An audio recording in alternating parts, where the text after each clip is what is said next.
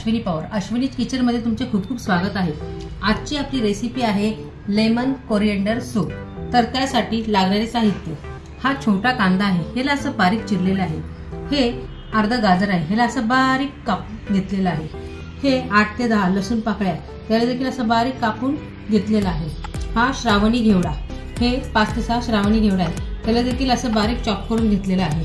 ही कोथिंबीर, ही कोबी, हे लिंबूचा रस आणि हे काळी मिरी पूड आणि हे जे आपले कोथिंबीरचे देठ असतात ना, हे ते आहे आणि हे कॉर्नफ्लोअर। तर चला आपण लेमन कोरिएंडर सूप कसा बनवायचा ते पाहू। गॅसवर मी कढई गरम करण्यासाठी ठेवलेले आहे।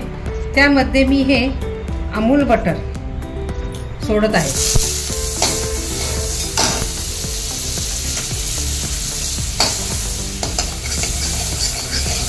आता अमूल बटर चांगले मेल्ट झाले की मी त्यामध्ये हे लसूण सोडणार आहे।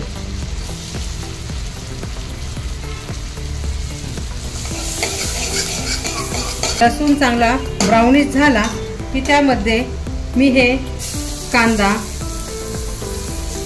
गाजर, श्रावणी घेवडा, कोबो टाकून याला देखील चांगले अमूल बटर मध्ये मी परतून घेणार आहे। एक 5 मिनिटं याला मी चांगले परतून घेतलं की मी यात पाणी सोडणार आहे। आता मी यात पाणी सोडते। आपल्याला 3 लोकांसाठी हा सूप बनवायचा, म्हणून मी 1 ग्लास पाणी घेतले।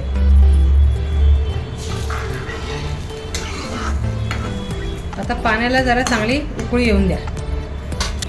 आता आपल्या पाण्याला चांगली उकळी आलेली आहे। त्यामध्ये मी चवीनुसार मीठ, ही काळी मिरी पूड,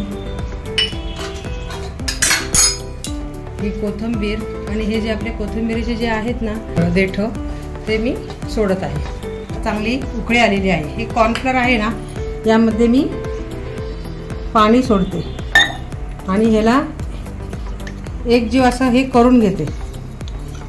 2 चमचा कॉर्नफ्लोअरला हे 4 चमचे मी पाणी घेतलेले। हे बघा, हे असं चांगलं आहे ना एकजीव करते आणि ह्या उकळत्या पाण्यामध्ये सोडते।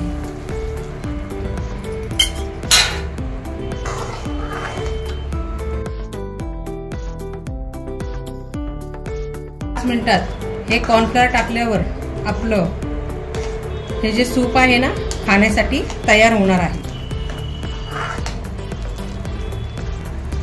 पहा, आपला हा सूप खाण्यासाठी तयार आहे। सगळ्यात शेवटी आपल्याला हा लिंबाचा रस सोडायचा आहे आणि गॅस बंद करायचा आहे।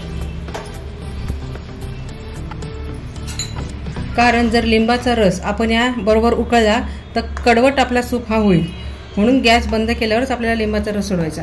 आता ही डिश मी तुम्हाला सर्व करून दाखवते। अशा प्रकारे लेमन कोरिएंडर सूप हा खाण्यासाठी तयार आहे। आमच्या चॅनलला लाईक करा, शेअर करा आणि सबस्क्राईब करा। थँक्यू।